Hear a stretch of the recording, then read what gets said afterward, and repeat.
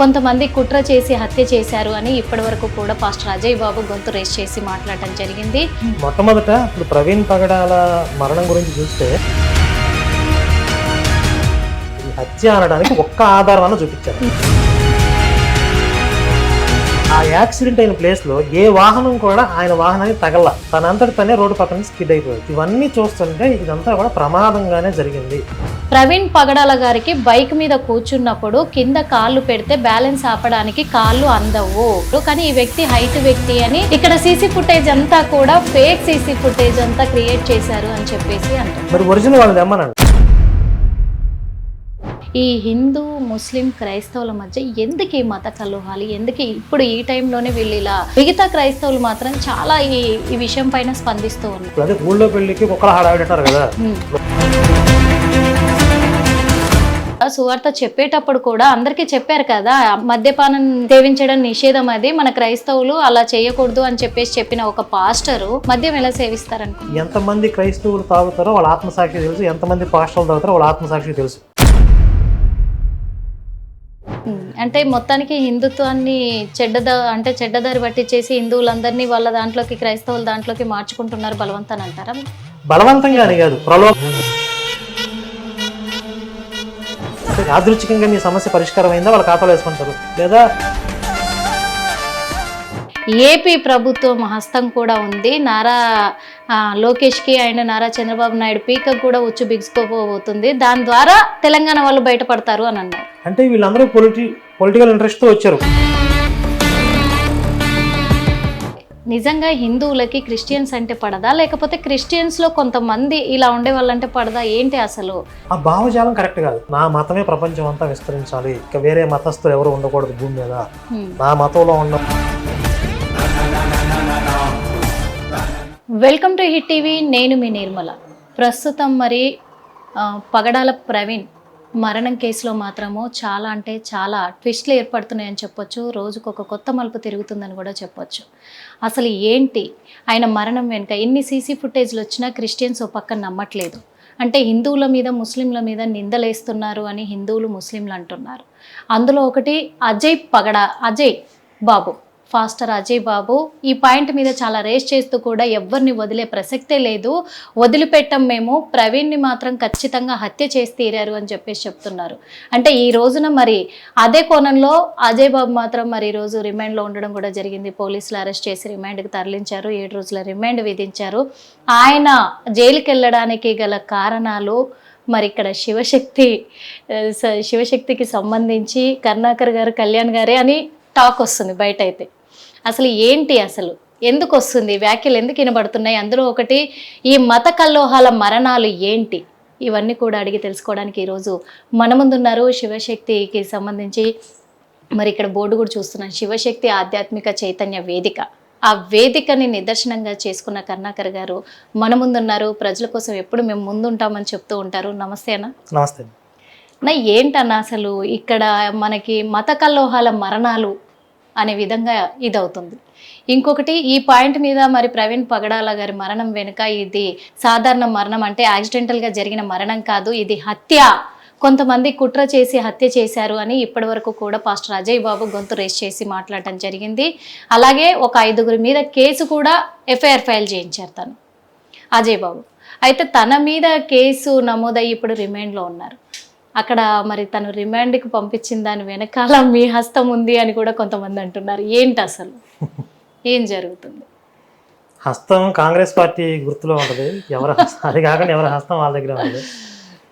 మొట్టమొదట ఇప్పుడు ప్రవీణ్ పగడాల మరణం గురించి చూస్తే మొట్టమొదటి నుంచి కూడా ఇది హత్య అని ఆరోపించేవాళ్ళు, పలానా వాళ్ళు చేశారని చెప్పి ఎవరో ఒకరి మీద రుద్దాలని ప్రయత్నించేవాళ్ళు ఎవరో కూడా ఒక్క ఆధారం అన్న చూపించారు. ఇది హత్య అనడానికి ఒక్క ఆధారం అన్న చూపించారు. ఊహాగానాలు కల్పితాలే తప్ప. ఇంకా చెప్పాలంటే ఫేక్ కథనాలు లేకపోతే ఫేక్ ఆధారాలను సృష్టించారు. ఫేస్బుక్లో ఎవడో కామెంట్ పెట్టాడు, ఇదే ఆధారం, ఇది ఏఐ ఫుటేజ్ అని చెప్పి ఒకడు, ఇంకొకటి ఎక్కడో జరిగిన ఇన్సిడెంట్ని తీసుకొచ్చి ఆ వీడియో ఇదే అని చెప్పి, ఇలా వీళ్ళు సృష్టించినవి కొన్ని కల్పితాలు తప్ప ఒక్క ఆధార సహితంగా ఎవరు మాట్లాడలేదు.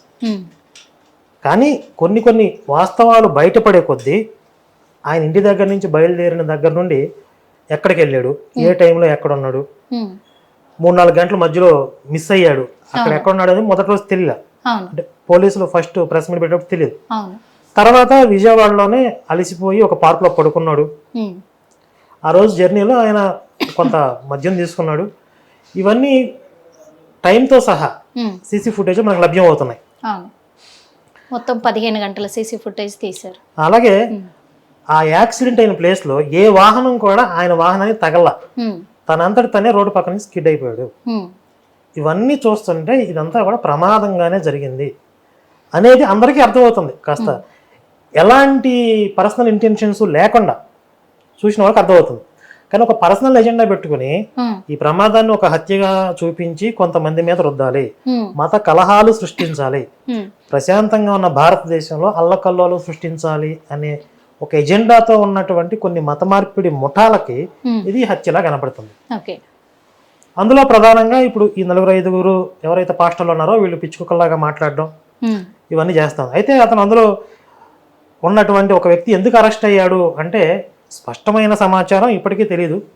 ఒక సమాచారం ఏంటంటే ఇంకొక పాస్టర్ గారు పెట్టిన కేసులో ఇతను అరెస్ట్ అయ్యాడు. ఆయన పేరు జోసెఫ్ గారు కేసు ఫైల్ చేశారు. ఎందుకు? ఈయన నేను హిందూ దేవీ దేవతల విగ్రహాలే కాదు యేసు విగ్రహాలను కూడా పగలగొడతాను, మరియమ్మ విగ్రహాలను కూడా పగలగొడతాను అని ఒక ఇంటర్వ్యూలో మాట్లాడాడు. అది ఒకసారి నేను ప్లే చేస్తాను. విగ్రహారాధన చేయడానికి అవకాశమే లేదు. మీరు నన్ను ఏమడుగుతున్నారు అంటే మరి యేసుక్రీస్తు ప్రభు విగ్రహాలు మరే విగ్రహాలు ఎందుకు పెడతారు, ఇది మీ ప్రశ్న. అంటే జూడో మతంలో విగ్రహారాధన, జూడో మతంలో కూడా విగ్రహారాధన లేదు. రోమన్ క్యాథలిక్స్ అలా విగ్రహారాధన చేస్తారు. వాళ్ళు ఏమంటారంటే మేము విగ్రహాన్ని పూజించట్లేదు కానీ విగ్రహ రూపంలో మేము నిలవబెట్టి ఆ దేవుని చూసుకుంటున్నామంటారు. అది చెల్లదు. అది కూడా అవాస్తవమే. రోమన్ క్యాథలిక్స్ ఏమనుకున్నా నాకు ఇబ్బంది లేదు.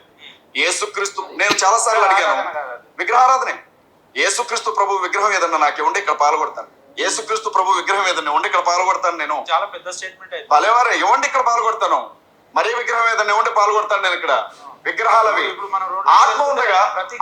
ఆత్మ ఉండగా వినండి బ్రదర్, దేవుడే ఉండగా నాకు మధ్యలో విగ్రహం ఎందుకు? ప్రతి చర్చ్ లో మీరు చూసే విగ్రహాలు ఎవరు? ఇప్పుడు నా చర్చిలో విగ్రహం ఉంటే మీరు నన్ను అడగాలి. మీరు నా చర్చికి రండి, మీ చర్చిలో ఈ విగ్రహం ఏంటి అని నన్ను అడగాలి. చర్చికి వచ్చే వాళ్ళే నిజమైన క్రిస్టియన్లు అన్నారు. విషయం గమనించండి. నేను ఒక విషయం చెప్తున్నాను. విన్నారు కదా, వీడికి ఏంది ఇంత పైత్యం ఏంది, ఇంత ఉన్మాదం ఏంది?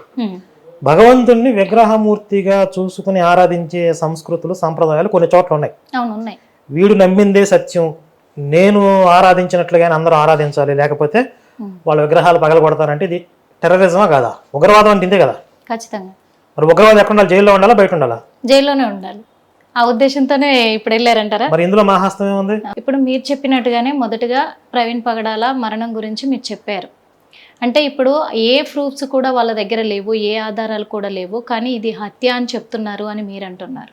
కానీ వాళ్ళు ఏమంటున్నారంటే అక్కడ సాక్ష్యాధారాలు ఖచ్చితంగా కనబడుతున్నాయి, కర్రల మీద బ్లడ్ మార్కలు ఉన్నాయి, ఇంకొకటి తనకు డ్రెస్ విప్పి మళ్ళీ వేశారు. ఎందుకంటే సైలెన్సర్ ఒకవేళ పైన పడిందే అనుకుందాము, సైలెన్సర్ కాలితే పాయింట్ కాలుతుంది ఫస్ట్, కానీ పాయింట్ కాలకుండా లోపల తన తొడ భాగం మొత్తం ఇంత ప్లేస్ కాలిపోయి ఉంది, అదెలా జరిగింది? ఇంకొకటి తన వీపు పైన రాడ్డుతో కొట్టిన దెబ్బ ఉంది, అదెలా జరిగింది?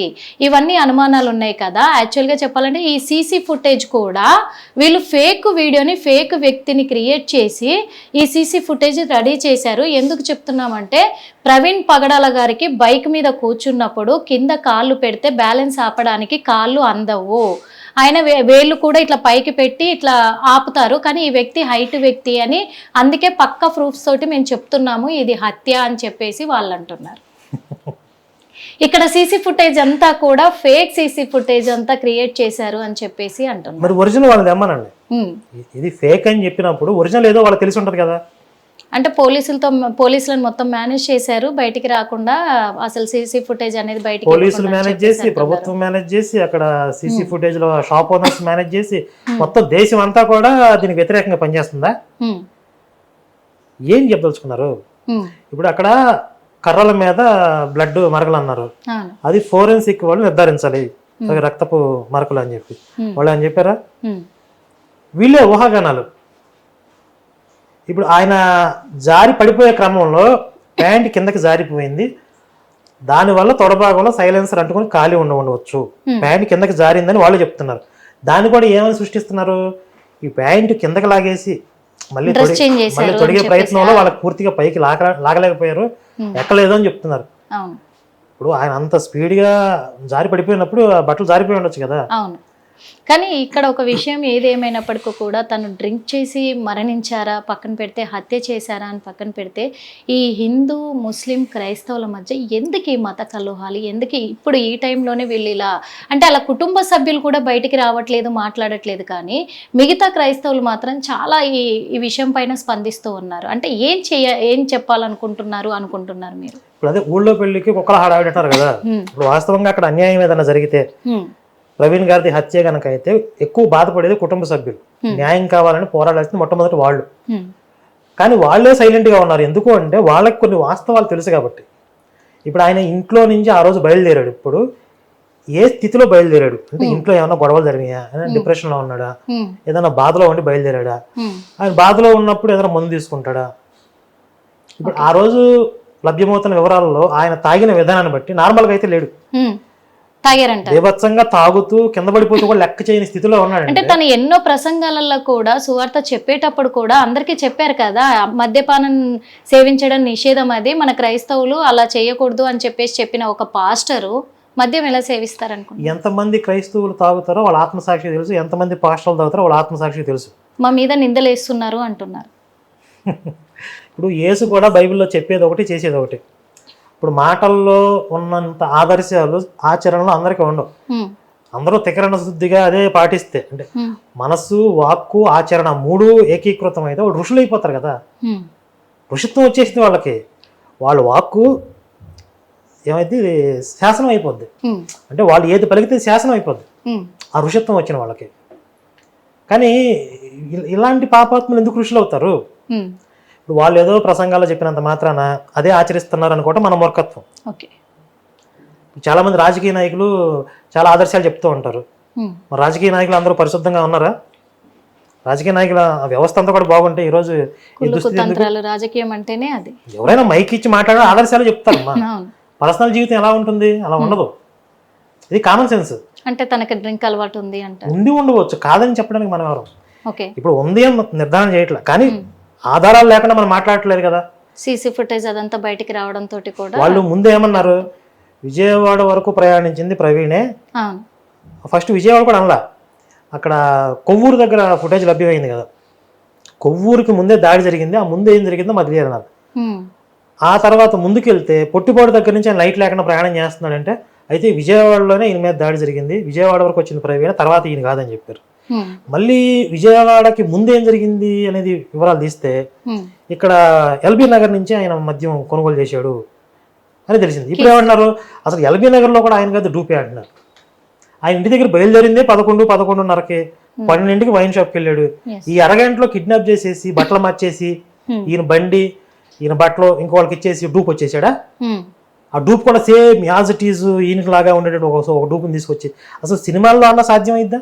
పోనీ ఆ డూపు మామూలుగా సేఫ్గా ప్రయాణం చేశాడా? ఎన్నిసార్లు కింద పడ్డాడు? నేను ఒక లాయర్గా చెప్తున్నాను, ఇది ఖచ్చితంగా హత్య. ఎందుకంటే ఆయన ధరించే హెల్మెట్ కూడా సేమ్ హెల్మెట్ని తెచ్చిపెట్టుకున్నారు అని అంటున్నారు అజయ్ బాబు. ఈ లాయరా? వీడు చెప్పుకునే తప్ప ఎవరికి తెలియదు ఆ విషయం. వీడు చెప్పుకునే తప్ప ఎవడో పాస్టర్ అని తెలియదు. వీడు వాస్తవంగా పాస్టర్ కాదు, లాయరే కాదు. ఇప్పుడు వాడు అరెస్ట్ అయ్యాడని చెప్తున్నారు. అరెస్ట్ అయ్యడానికి కూడా ఇంకొక పాస్టర్ గారు పెట్టిన కేసు కారణమా, లేకపోతే వీడు చర్చిలో వచ్చే ఆడవాళ్ళని వ్యభిచారానికి ప్రోత్సహిస్తున్నాడు అనే వార్తలు కూడా మాకు తెలుసు. విశ్వసనీయ సమాచారం మాకు. వీడికి డ్రగ్స్ మాఫియాతో సంబంధాలు ఉన్నాయి, యూత్ కి డ్రగ్స్ అమ్ముతూ ఉంటాడు వీడు, కొంతమంది పాస్టర్లు కలిసి ఒక డ్రగ్స్ మాఫియా మెయింటైన్ చేస్తున్న వార్తలు ఉన్న విశ్వసనీయ సమాచారం ఉంది మాకు.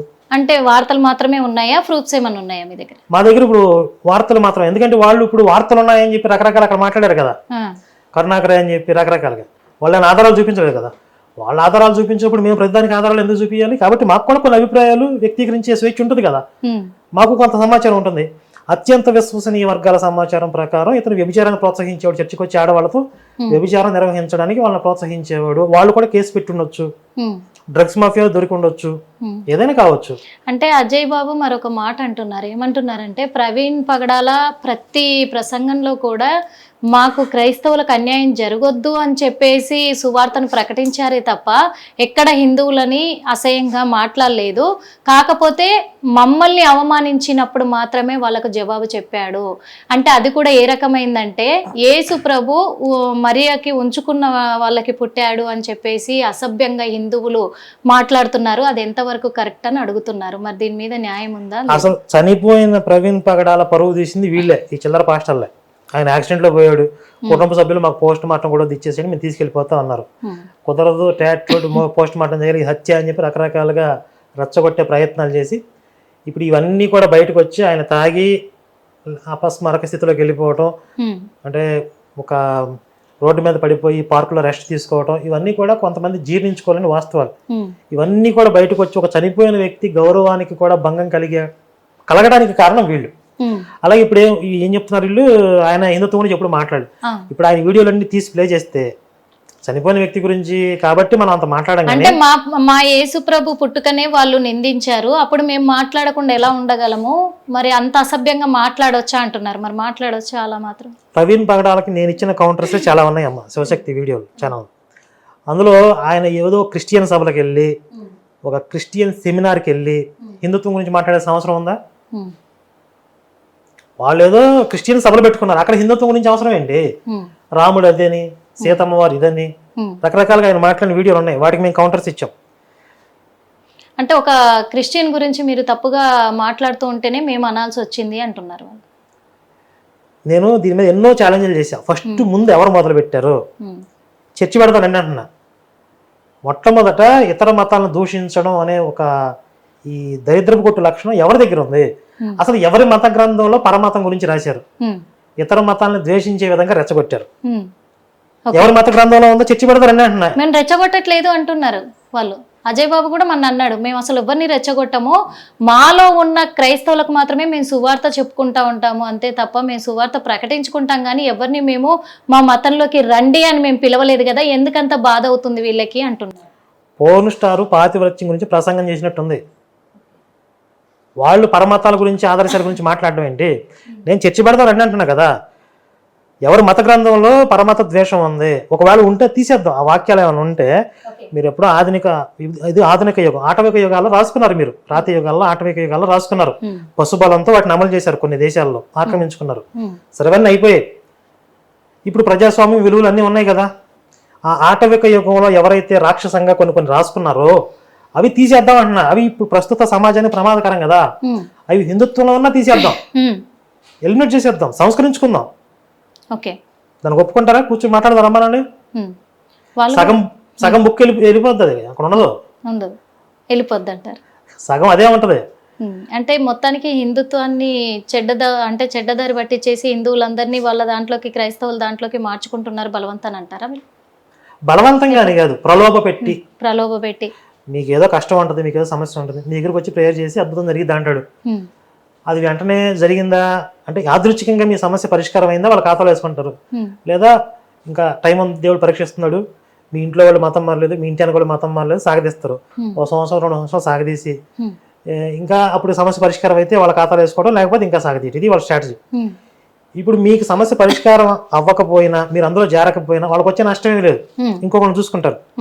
వాళ్ళు మీ దగ్గర ఇన్వెస్ట్మెంట్ పెడుతున్నారా? జస్ట్ నెత్తి మీద చేయబెట్టి భస్మాసురుడు లాగా ప్రేయర్ చేస్తారు. ఇదే హస్తం ఇంకో చోట పెడతారు, ఇంకొక భస్మాసుర హస్తం. ఎవరెవరు బూడిదవుతున్నారు? 100 మంది మీద ప్రేయర్ చేస్తే 2-3 బూడిదవుతారు. వాళ్ళకి కావాల్సింది అదే. కాబట్టి ప్రలోభ పెట్టి మత మార్పులు చేస్తారు. బలవంతం పెట్టి అంటే నెత్తి మీద గండ పెట్టి ఎవరు చేయరు. మరి హిందువులు అంటే వాళ్ళ ప్రశ్న కూడా, ఈ హిందువులు ముస్లింలు వీళ్ళైతే ఎలాగా వాళ్ళ గుళ్ళల్లో వాళ్ళ దేవుళ్ళకి ఎంత పూజ చేసుకుంటున్నారో, ఎంత పవిత్రంగా భావిస్తున్నారో, మా యేసు ప్రభువుని కూడా మేము అంత పవిత్రంగా భావిస్తాం మేము. అలాంటిది మా యేసు ప్రభు విషయంలో, మా క్రైస్తవుల విషయంలో చిన్న చూపు చూస్తూ ఉన్నారు, మమ్మల్ని ఎప్పుడు అవమానిస్తూనే ఉంటారు. వాళ్ళని మేము అవమానించినంతసేపు మేము వీళ్ళని అవమానించము, కానీ మమ్మల్ని అవమానించినాక మేమెందుకు ఎదురు తిరగకూడదు, మేము ఎదురు తిరిగితే చంపేస్తారా అని అడుగుతున్నారు. అదే ఇప్పుడు నేను ముందు నుంచి చెప్తుంది అదే. బెదిరిస్తున్నారని కూడా అంటున్నారు. మీరు చిన్నప్పటి నుంచి ఏదన్నా చర్చి ప్రసంగాలు విన్నారా? అందులో హిందూ దేవుళ్ళని తిట్టడం వినే ఉంటారు. అంటే ప్రతి ఒక్కరికి ఈ అనుభవాలు తెలుసు. ఇప్పుడు నేనేదో కొత్తగా చెప్పాల్సిన అవసరం లేదు, మీరేదో కొత్తగా చెప్పాల్సిన అవసరం లేదు. సమాజంలో ఏం జరుగుతుందో అందరికీ తెలుసు. ఈ పాస్టర్లు పొద్దున్న లేస్తే చర్చిలో పరమత ద్వేషాన్ని వెళ్ళగక్కకుండా వాళ్ళకి పూట గడవదు. ఏదైనా దేవాలయంలో పూజారి గారు అర్చన చేస్తున్నారు, అక్కడ యేసు గురించి ఎవరైనా మాట్లాడుతున్నారు? అసలు అవసరమే లేదు వాళ్ళకి. వాళ్ళు ఏదో పూజ చేసుకుంటారు, ప్రసాదం తీసుకుంటారు, వెళ్ళిపోతారు. కానీ వీళ్ళందరినీ కూర్చోబెట్టి చర్చిలో కూర్చోబెట్టి మళ్ళీ వీళ్ళు హిందుత్వంలోకి ఎక్కడ వెళ్ళిపోతారో అనే భయం, హిందుత్వం నుంచి వచ్చారు మళ్ళీ తిరిగి వెనక్కి వెళ్ళిపోతారా అనే భయంతో ఆ హిందుత్వం మీద లేనిపోని ద్వేషాన్ని వాళ్ళకి ఎక్కించాలి. వీళ్ళు వెళ్ళిపోతే నష్టం ఏంటి? వీళ్ళకి ఆదాయం తగ్గిపోద్ది. దశంభాగాలు ఇవ్వాలి కదా అందరూ, కాబట్టి వాళ్ళు కాపాడుకోవాలనే భయంతో ఇతర మతం మీద హిందుత్వం మీద విషం ఎక్కాలి. ఇప్పుడు పూజారి గారికి ఎవరు దేవాలయానికి వస్తున్నారు, ఎంతమంది వస్తున్నారు, వీళ్ళు వచ్చే వారం వస్తారా అనే భయం ఉండదు కదా ఆయనకి. వచ్చిన వరకు అందరికీ ప్రసాదాలు ఇస్తారు, పూజలు చేస్తారు. ఈ వారం ఎంతమంది వచ్చారు, వీళ్ళందరూ మళ్ళీ నెక్స్ట్ వారం రావాల్సిందే, లేకపోతే నాకు ఇన్కమ్ ఉండదు, అట్లా ఏమి ఉండదు కదా. కాబట్టి ఇక్కడ వ్యవస్థ వేరు, అక్కడ వ్యవస్థ వేరు. ఇది ఒక ఆర్గనైజ్డ్గా ఒక వ్యాపార కేంద్రంగా నడుస్తుంది. కొంతమందిని సమీకరించుకోవాలి, వాళ్ళు జారిపోకుండా కాపాడుకోవాలి జాగ్రత్తగా. ఇతర మతాల్లోకి మళ్ళీ వచ్చిన మతంలో వెనకపోకుండా చూసుకోవాలి, వాళ్ళ దగ్గర నుంచి ఆదాయం పిండుకోవాలి, అందరిని అందులోకి తీసుకోవాలి. అంతేనా? ఎన్ని బెదిరింపులు చూస్తున్నారు మీరు 10% గురించి? కుప్పలుగా మీరు దశంభాగాలు ఇవ్వకపోతే నాశనం అయిపోతారో, దీని దశంభాగాలు ముందు కట్టు గన్ను పెట్టి మాట్లాడినట్లుగా వాళ్ళు మాట్లాడుతున్నారు లేదా? వీడియోలు ఉన్నాయి లేవా? ఎవరైనా ఒక పూజారి గారు అర్చకులు అట్లా బెదిరిస్తున్నారా? మీరు గుడికి వచ్చారు, ప్రసాదం తీసుకునే ముందు డబ్బులు కట్టండి, కానుకలు ఇవ్వండి, లేకపోతే చేస్తారు, ఎవరైనా బెదిరించారు ఇంతవరకు? అలా పెట్టకుండా మరి హిందూ దేవాదాయ శాఖలలో మొత్తం కూడా దర్శనం టికెట్లు అంటూ స్పెషల్ టికెట్లు పెట్టారు కదా. ఇప్పుడు దేవాదాయ శాఖలోకి దేవాలయాలు వెళ్ళాయి కాబట్టి వాళ్ళు నిర్వహణ కోసం పెట్టారు. సరే, నేనేమంటానంటే టికెట్స్ పెట్టి చూసేవాళ్ళు లేకపోతే ఫ్రీగా దర్శనం చేసిన వాళ్ళు ఉన్నారు. వచ్చిన ఆదాయాన్ని పూర్తిగా ధర్మ ప్రచారానికి, ధర్మరక్షణకి వినియోగించాలి. దేవాలయాల ద్వారా వచ్చే ఆదాయాన్ని మళ్ళీ ఇవి ఇతర ప్రయోజనాల కోసం. అంటే ఇప్పుడు క్రైస్తవులు దేనికి ఉపయోగిస్తున్నారంటారు? క్రైస్తవులు వచ్చింది పాస్టర్లకు వెళ్ళిపోతుంది కదా, ఎవరికి ఇస్తున్నారు వాళ్ళు? క్రైస్తవుల నుంచి వచ్చే ఆదాయం పాస్టర్ల జేబులోకి వెళ్తాం తప్ప ప్రభుత్వ ఖజానాలకు ఏమైనా వస్తుందా? మరి సంక్షేమ పథకాలు దగ్గరకు వచ్చేటప్పటికి హిందూ దేవాలయాల మీద వచ్చిన ఆదాయం అంతా తీసుకొచ్చి సంక్షేమ పథకాల్లో పెడుతున్నారు మళ్ళీ. మరి మీరు చాలా విషయాల్లో కూడా, చాలా సందర్భాల్లో కూడా ప్రవీణ్ పగడాల గారిని ఈ క్వశ్చన్ చేయడం కూడా జరిగింది. తన నుంచి సమాధానం ఏంటి? అసలు సమాధానం ఉండదుగా, చెప్పడు. ఆయన ఏంటంటే క్రైస్తవులని ఈ సంస్కృతికి, ఈ దేశానికి వ్యతిరేకంగా తయారు చేసుకుంటూ పోవడం, అది రేషనల్గా లాజికల్గా ఉందా లేదా అని అనవసరం. వాళ్ళని రెచ్చగొట్టామా, వాళ్ళని తయారు చేసామా లేదా అంతవరకే. అలా విత్తనాలు వేసుకుంటూ వెళ్ళిపోతారు. దాన్ని ప్రశ్నించే వాళ్ళు ఉన్నారు, ఇది తప్పని చూపించేవాళ్ళు అనవసరం. వాళ్ళు ఏదో చెప్పుకుంటారు, పోనేవాడిని. ఇలాంటి ఐడియాలజీ అయింది. ఎంతవరకు వెళ్ళాడంటే బ్రిటిషర్లు మన తల్లిదండ్రులు, మనం వాళ్ళ సంతానం అని చెప్పడానికి కూడా వెనకాని పరిస్థితిలో వెళ్ళిపోయాడు. దాన్ని మనం కారణాలు చేసి హైలైట్ చేస్తే కొంచెం డిఫెన్స్లో అప్పటి నుంచి నేను బ్రిటిషర్స్ అనలేదు, మిషనరీస్ అన్నాను. మిషనరీస్ అంటే తెల్లవాళ్ళు కదా, వాళ్ళు ఎలా తల్లిదండ్రులు అయ్యారు నీకు? అంటే ఈ దేశం కోసం రక్తం గార్చినటువంటి ఎంతోమంది మహానుభావులు, పోరాడిన వాళ్ళు ఎంతోమంది ఉన్నారు కదా. వాళ్ళందరూ కాకుండా ఎక్కడి నుంచో వచ్చిన, పైగా వాళ్ళు ఇక్కడికి వచ్చి దోచుకుపోయిన వాళ్ళు ఈయన తల్లిదండ్రులు ఎలా అయ్యారు? ఆ భావజాలాన్ని ఎందుకు నేర్పిస్తున్నాడు? ఇప్పుడు మనం చనిపోయిన వ్యక్తి గురించి ఇంతకన్నా ఎక్కువ మాట్లాడకూడదు. నేను అందుకే అడుగుదాం అనుకుంటున్నాను. ఎందుకంటే కూడా ఇప్పుడు చనిపోయిన తర్వాత, ఆయన బతికున్నప్పుడు ఎవరు కూడా ఇలాంటి మాటలు మాట్లాడలేదు. చనిపోయిన తర్వాత ఒక తాగుబోతుగా ముద్రించేసి చనిపోయాడు అని చెప్పేసి ఒక తాగుబోతుని చేసిరు అని అంటున్నారు. ఇది ఎంత వరకు కరెక్ట్ అంటే? ఆయన తాగుతాడు అనే విషయం మొన్నటిదాకా మనకు, అంటే ముందు తాగేవాడిని, డ్రగ్స్ తీసుకునేవాడిని ముందు ఆయన చెప్పాడు. తర్వాత నేను మారిపోయాను అని చెప్పాడు. ఏమో ఒకళ్ళు నిజంగా మారిపోయాడేమో అనుకున్నాం. కానీ ఆయన మానవమాత్రుడే, కొన్ని బలహీనతలు ఉంటాయి, పైకి చెప్పేది ఒకటి చేసేది ఒకటి అయ్యి ఉండొచ్చు. సరే, ఆ రోజు ఆయన ఏదో ఫ్రస్ట్రేషన్లో ఉన్నాడు, ఏదో బాధలో ఉన్నాడు, తాగాడు, ప్రమాదం జరిగింది. ఇది ఒక మానవ తప్పిదంగా చూద్దాం. దీన్ని పెద్ద క్రైమ్గా తాగాడు, దీన్ని పెద్ద అల్లకల్లం చేయాల్సినంత అవసరం. కాకపోతే దీన్ని ఎవరు చేస్తున్నారు, రచ్చరచ్చ ఎవరు చేస్తున్నారు? వీళ్ళు చేస్తున్నారు, పాస్టర్లు. అదే అంటున్నాను ఇప్పుడు. ఎందుకంటే ఇప్పుడు ప్రవీణ్ పగడాల గారి మరణం అనేది 2 రోజులతోటి 3 రోజులతోటి అది ఆగిపోయింది అక్కడ. కానీ దాన్ని ఇంకా ఇంకా ఇంకా రోజుకొక విధంగా కూడా మలుపు తిప్పుతా ఉన్నారు. ఒక 4-5 పాస్టర్లు మాత్రం ముందుకు వస్తున్నారు. దీన్ని కొంతమంది ఏం చేస్తున్నారంటే వాళ్ళకి హతసాక్షి అని ఒక కాన్సెప్ట్ ఉంటుంది. ఓకే. హతసాక్షి అంటే పూర్వం వీళ్ళు కొంతమందిని రెచ్చగొట్టి ఇతర మతాల వాళ్ళ మీదకి పంపించేవాళ్ళు. వాళ్ళు కొంతకాలం భరించి సహించి చెప్పేవాళ్ళు. వినకపోతే అప్పుడు ఘర్షణ జరిగేది. ఆ ఘర్షణలో అటు ఇటు చచ్చిపోయేవాళ్ళు. ఈ క్రైస్తవం వైపు చచ్చిపోయిన వాళ్ళని హతసాక్షుల పేరుతో మన మీద దాడులు చేసి యేసు కొరకు పనిచేస్తున్న వాళ్ళని చంపేస్తున్నారు అని ఒక సింపతి క్రియేట్ చేసి ఇంకొంతమందిని మతం మార్చేవాళ్ళు, ఇంకొంతమందిని ఈ విధంగా పురిగొల్పేవాళ్ళు. ఇది ఒక స్ట్రాటజీ వాళ్ళది. ఇప్పుడు ప్రవీణ్ పగడాల్ అనే పాస్టరు తాగి యాక్సిడెంట్లో చనిపోయాడు అంటే క్రైస్తవానికి ఎలాంటి ప్రయోజనం లేదు. ఆయన యేసు కోసం పనిచేస్తుంటే ఎవరో హత్య చేశారు అంటే ఈ శవాన్ని చూపించి ఈయన హతసాక్షి అని చెప్పి క్రైస్తవులందరినీ రెచ్చగొట్టి వాళ్ళకి కావాల్సిన ప్రయోజనాలు ఆశించవచ్చు. ఇది స్ట్రాటజీ. దీన్ని ఏమంటారు? శవాల మీద పేలాలు ఎరుకు తినడం అన్నారు. అసలు యేసు మతం ఎలా మొదలైందమ్మా? ఒక శవంతో మొదలైందా లేదా? వాళ్ళకి శవం లేస్తే పండగ. ఎప్పుడు శవం దొరికిద్దా అని ఎదురు చూస్తూ ఉంటారు. అంటే ఇప్పుడు అజయ్ ఎజెండా ఏంటంటారు? ఒక అజయ్ కాదు, మొత్తం ఇది ఒక మాఫియా.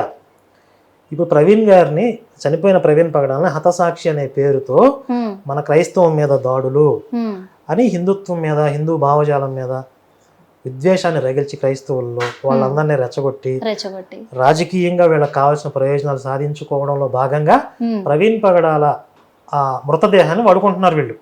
శవంతో చేసే రాజకీయాలు వీళ్ళు కనుక ఇలాగే ఎక్కువ చేస్తే అది ప్రమాదం అని తెలిసినా కూడా హతసాక్షి అని, హిందువులు చంపారని హిందూ సంస్థల మీద మా మీద తోసే ప్రయత్నం చేస్తే కనుక ఏదైతే ఈ మార్చి 25వ తారీఖు ఉందో, అంటే 24 నైట్ ప్రమాదం జరిగింది అని వివరాలు తెలుస్తున్నాయి. 25 బయటకు వచ్చింది. ఈ మార్చి 25ని మేము విద్రోహ దినంగా ప్రకటిస్తాం. విద్రోహ దినం అంటే ఒక ప్రమాదాన్ని హత్యగా చిత్రీకరించి భారతదేశంలో మత కలహాలు సృష్టించి పెద్ద ఎత్తున విధ్వంసం చేయడానికి ఈ మిషనరీలు ప్రయత్నించాయి. క్రైస్తవ మాఫియా ప్రయత్నించింది. ఈ కుట్రలని పోలీస్ డిపార్ట్మెంట్ కానీ ప్రభుత్వాలు కానీ ఆధారాలన్నీ కూడా సేకరించి అది ప్రమాదమే అని నిగ్గు తేల్చి ఆ కుట్రలను భగ్నం చేయడం వల్ల ప్రమాదం తప్పిపోయింది.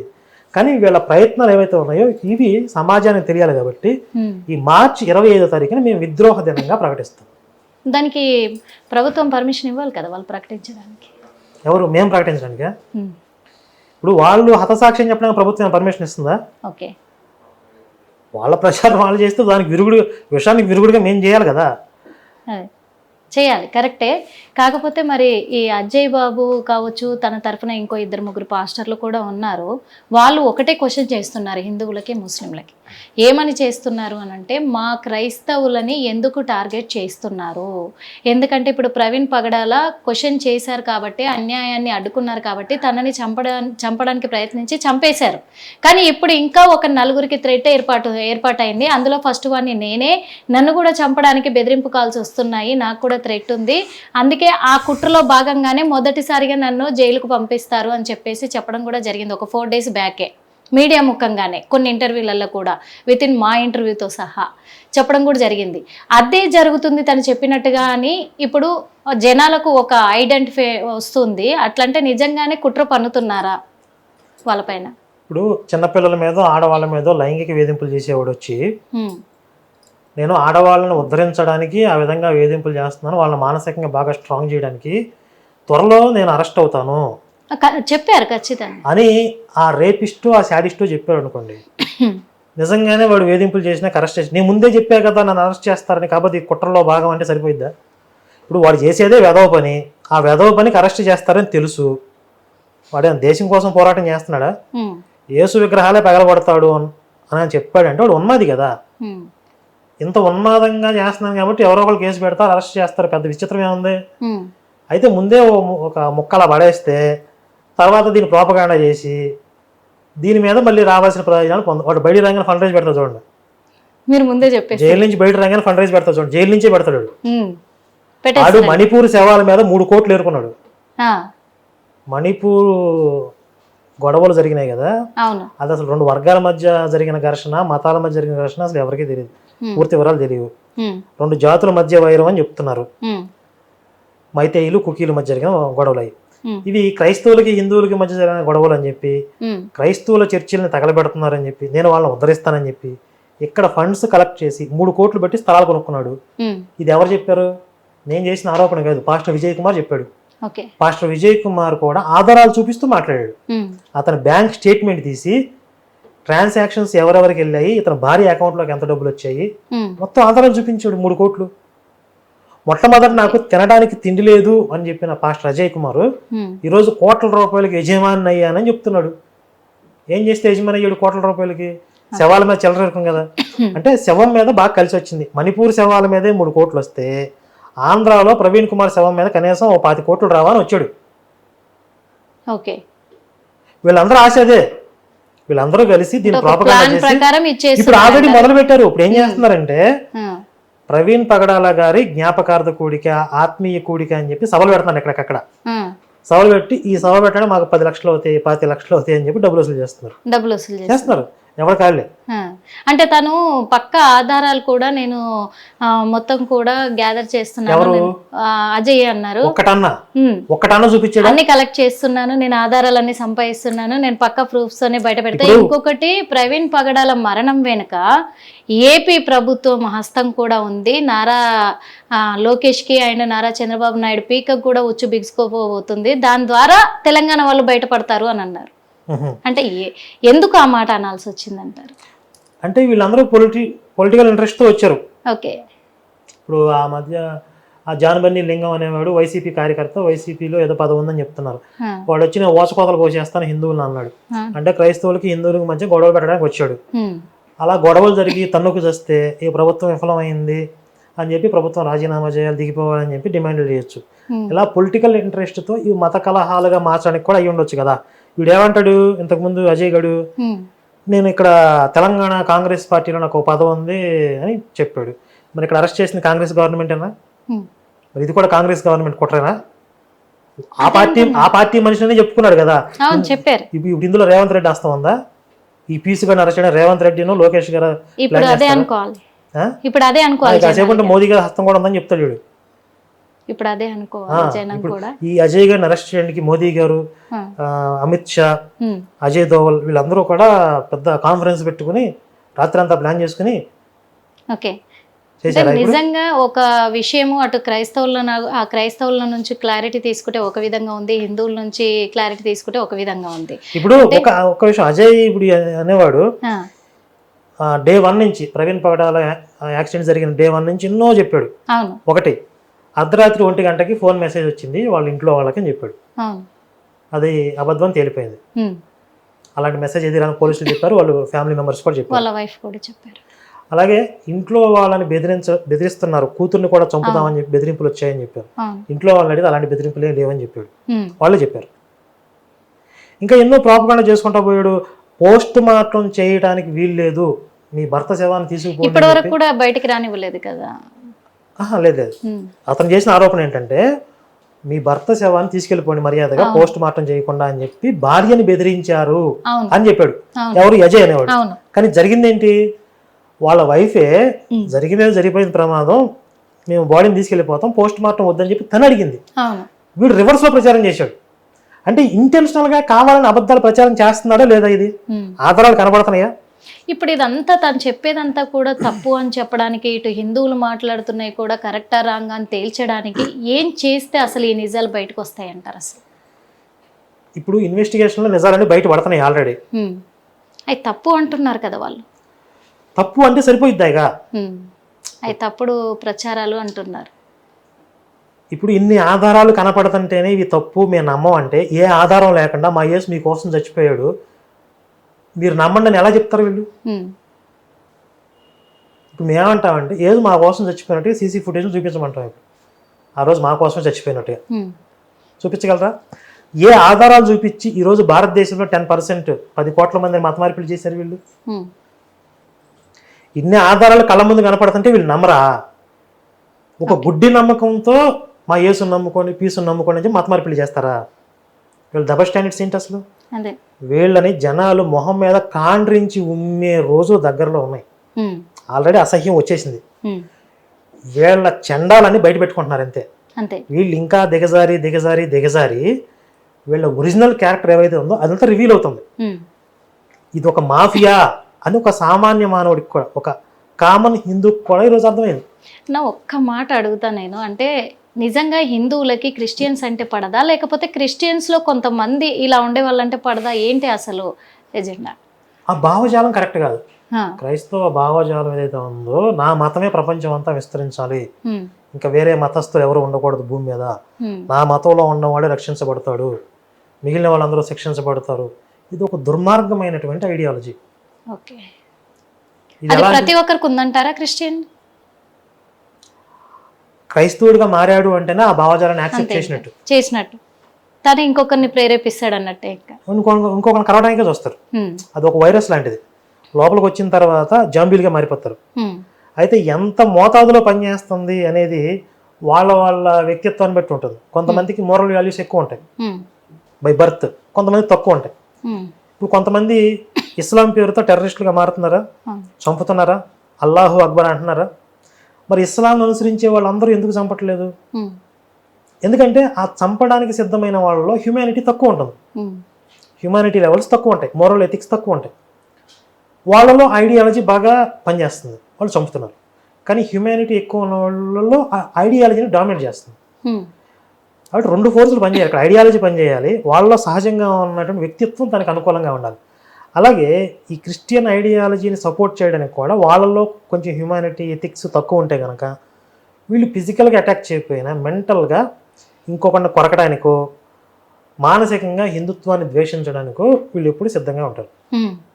కానీ మీరు చెప్పింది వాస్తవమే అనుకుందాము, కానీ ఇంత జరుగుతున్నా, ముస్లింల నుంచి ఇన్ని దాడులు జరుగుతున్నా, క్రైస్తవుల నుంచి ఇన్ని అన్యాయాలు జరుగుతూ వాళ్ళు క్రైస్తవులు మొత్తం హిందువులని ఆ మతంలోకి మార్పిడి చేసుకుంటున్నా, కానీ ఎందుకు హిందువులు కదలక మెదలక అలాగే ఉన్నారు? ఎందుకు వాళ్ళని ఎదిరిగలేకపోతున్నారు? ఇప్పుడు తిరుగుబాటు మొదలైంది ఆల్రెడీ. అంటే చరిత్రలో జరిగిన వాస్తవాలన్నిటి కూడా అర్థం చేసుకుని ప్రస్తుతం వర్తమానంలో వీళ్ళు ఏ ఎజెండాతో పనిచేస్తున్నారు. ఒక మతమేమో మా మత సామ్రాజ్యంగా మారేస్తామని వాళ్ళు, ఇంకొక మతం మా మత సామ్రాజ్యంగా మారుస్తామని వీళ్ళు. ఈ ప్రయత్నాలు స్పష్టంగా హిందువులకు అర్థం అవుతున్నాయి. ఇప్పుడు వీళ్ళందరూ ఏకీకృతం అవుతున్నారు. రాజకీయంగా మొదలు పెడితే అవ్వరు అంటున్నారు వాళ్ళు. ఎవరు?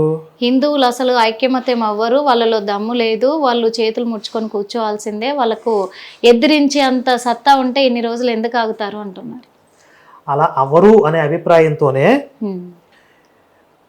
కొన్ని రాజకీయ పార్టీలు కొంతమంది ఏం చేశారంటే హిందువులని పక్కన పెట్టేసేసి, హిందూ ప్రయోజనం పక్కన పెట్టేసి వేరే మతస్థుల్ని మాత్రం బుజ్జగించడమే పనిగా పెట్టుకున్నారు.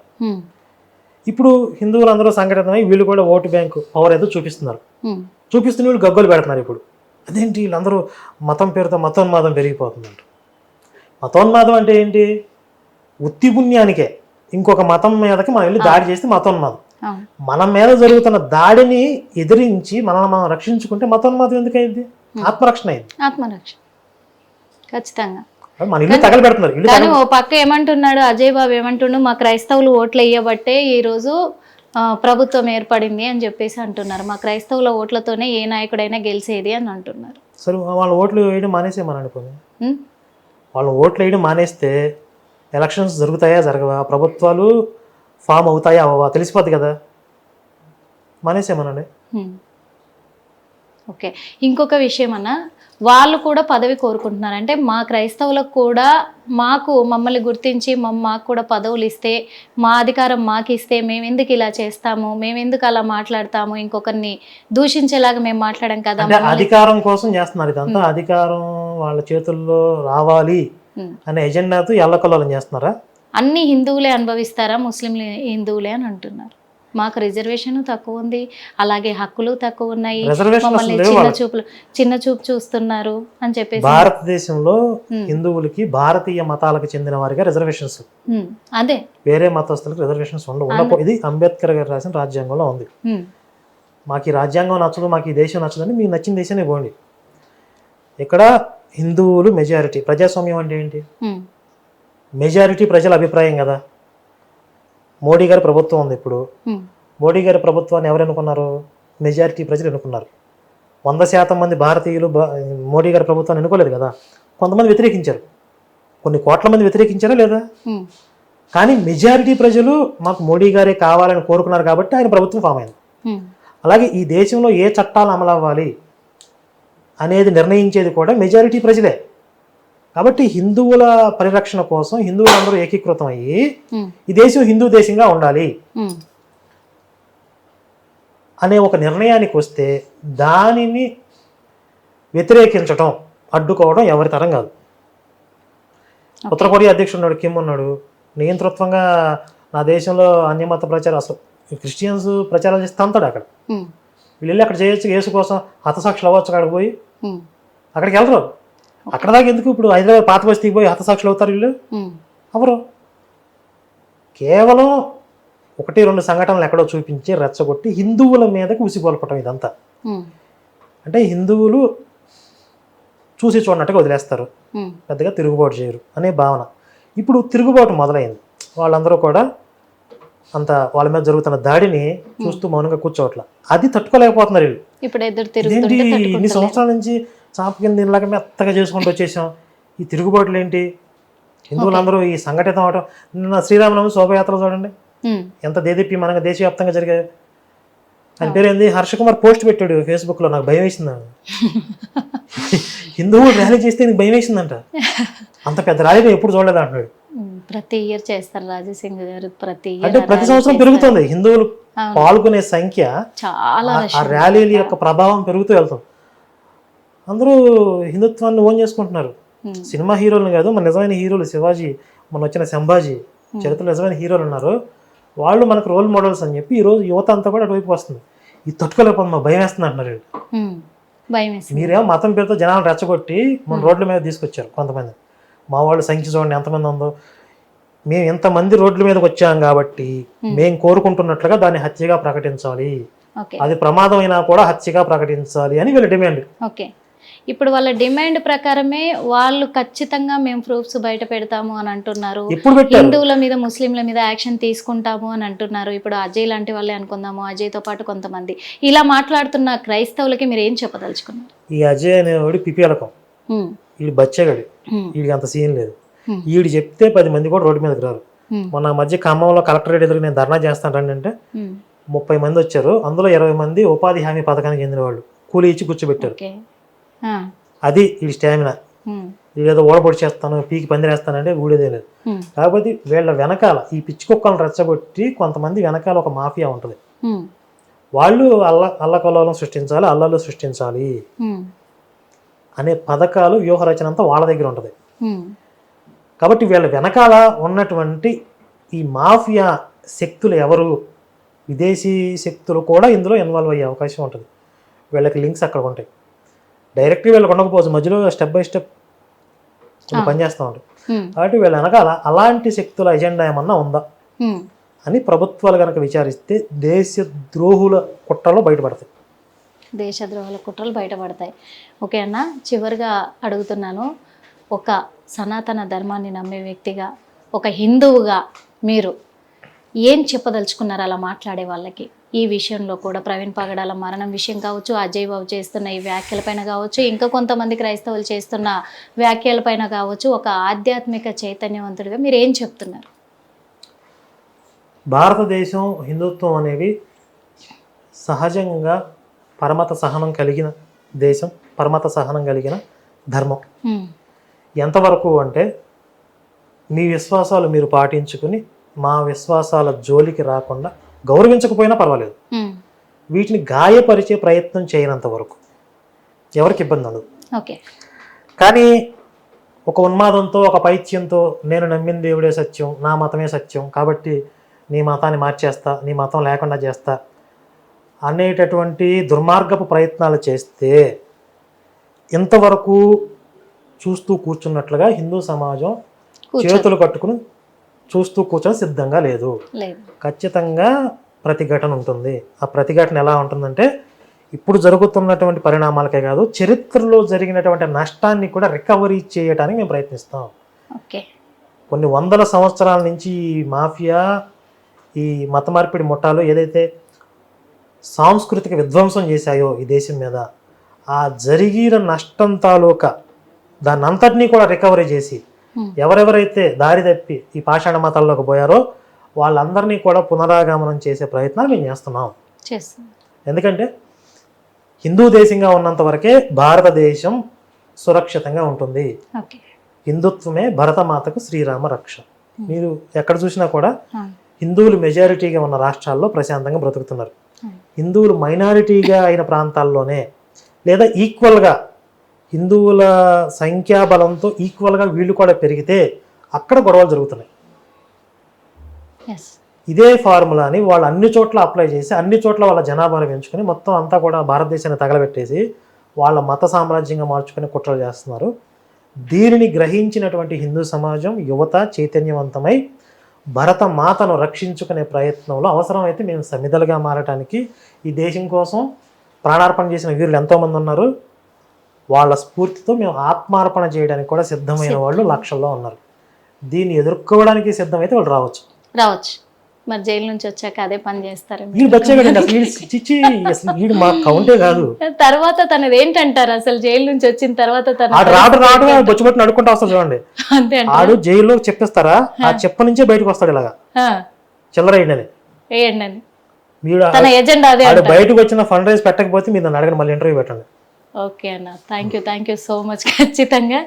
ఎందుకంటే చూసారు కదా, ఇది ఆయన ప్రవీణ్ పగడాల గారు చనిపోయిన విషయం అనేది కాదు, పక్కన పెడితే. ఎందుకంటే తన హత్య అంటే తన మరణం వెనకాల చాలా కుట్ర కోణాలు జరుగుతూ ఉన్నాయి. తన వాళ్ళే చేస్తున్నారా బయట వాళ్ళే చేస్తున్నారా అనే కోణంలో కూడా అనుమానాలు ఉన్నాయి. అంతేకాదు క్రైస్తవులు ఒక రకంగా స్పందిస్తూ ఒకరి తర్వాత ఒకరు జైలుకి వెళ్ళడం అనేది వాళ్ళ ప్లాన్ ప్రకారం జరుగుతుందా, ఎట్లా జరుగుతుంది అనేది ఇప్పుడు అజయ్ బాబు బయటకు వచ్చిన తర్వాత మళ్ళీ మనకు క్లారిటీ వస్తుంది. ఎందుకంటే వచ్చిన తర్వాత తను ఏం చేయబోతున్నారు, నిజంగా అన్న చెప్పినట్టుగానే తను ఫండ్ రైజ్ చేయబోతున్నారా, చేసినట్టయితే మాత్రం ఇది నిజంగా క్రైస్తవులు చేస్తున్న ఒక పెద్ద ప్లానే అని మనం క్లియర్ కట్గా కూడా ప్రజలకు తెలిసేలాగా చెప్పడానికి కూడా అవకాశాలు ఉన్నాయి. కాబట్టి మరి ఇంటర్వ్యూలో మళ్ళీ కలుద్దాం. హిట్ టీవీ యాప్, ఇందులో short news, live news, entertainment shows, movies, digital magazines తో పాటు మీ జిల్లా వార్తలను కూడా ఫ్రీగా చూడొచ్చు. అంతేకాదు కేజీ నుంచి పీజీ వరకు విద్యార్థులకు స్కాలర్షిప్ కూడా అందిస్తున్నాం. ప్రతి వారం 10 మందికి లక్కీ డ్రా ద్వారా ఒక్కొక్కరికి 10,000 రూపాయలు అందిస్తున్నాం. ఇంకెందుకు ఆలస్యం, వెంటనే హిట్ టీవీ యాప్ ని డౌన్లోడ్ చేసుకుని ఫ్రీగా ఎంటర్టైన్మెంట్ పొందండి. Hit TV app. Hit TV app. Please download hit TV app. Hit TV app ని ఫ్రీగా డౌన్లోడ్ చేసుకొని ఎంజాయ్ చేయండి. మీకు నచ్చిన ఎంటర్టైన్మెంట్ కోసం హిట్ టీవీ యాప్ ని ఫ్రీగా డౌన్లోడ్ చేసుకుని ఎంజాయ్ చేయండి. హిట్ టీవీ యాప్ ని డౌన్లోడ్ చేసుకుని ఆస్వాదించండి, ఆశీర్వదించండి. ఇంతమంది సెలబ్రిటీలు హిట్ టీవీ యాప్ ని డౌన్లోడ్ చేసుకోండి అని చెప్తున్నారంటే ఎంత మంచి యాప్ ఆలోచించండి. అమెరికా అమెరికాలో చదవాలనుకునే వాళ్ళకి విశ్వసనీయమైన పేరు మన శౌర్య కన్సల్టెన్సీ.